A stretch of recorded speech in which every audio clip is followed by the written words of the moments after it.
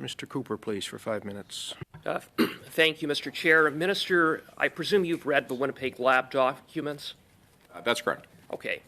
And I have as well, so perhaps you can help me with something. Can you point to exactly where in the documents it states that no sensitive information left the lab?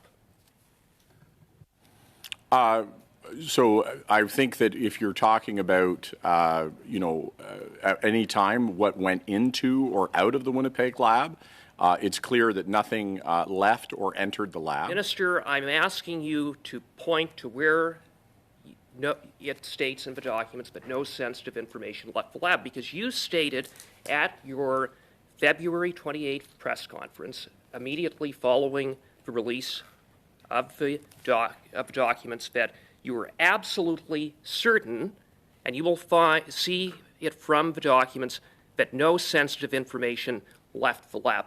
That is contradicted. That is at odds completely with the conclusion in the PHAC report with respect to Dr. Chu that stated, quote, sensitive information and assets were shared outside PHAC. So why did you state the opposite of what you had to have known was the truth? What I was stating, and I think it's important that we not be hyperbolic about this, and that we be rooted in truth.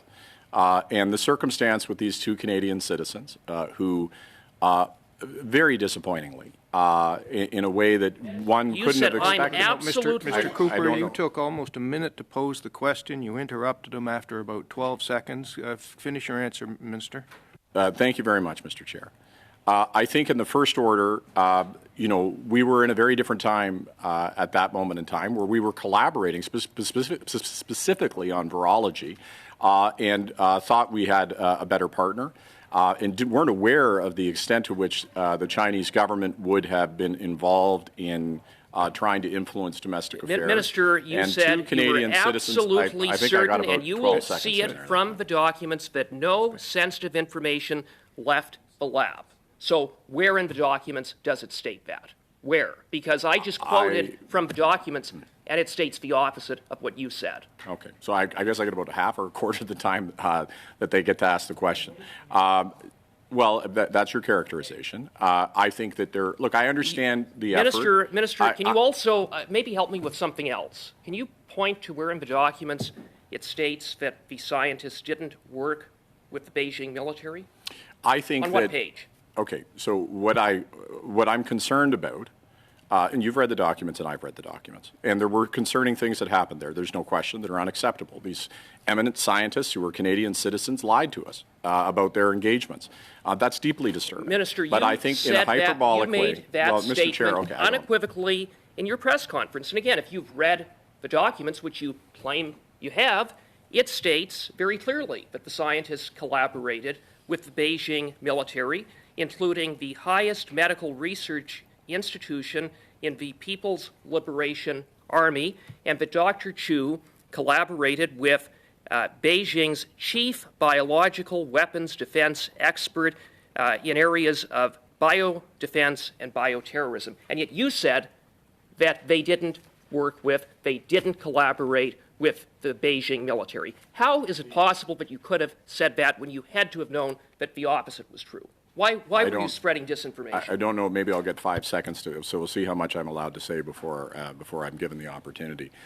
First of all, I think that it is incredibly dangerous to play games with national security and to mischaracterize what were very unfortunate events. I don't believe your characterization is at all accurate or representative of what's in the documents. I believe it's hyperbolic.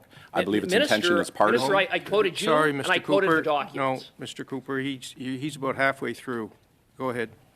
I believe your characterization is hyperbolic, not representative of facts. I think you are seeking to extract partisan advantage from a matter of national security. These were Canadian citizens who were eminent scientists who lied to PHAC and who worked in the area of virology. Now, you would know as well as I know that in China, every aspect... Thank you, Minister. This is your last question, Mr. Cooper. Minister,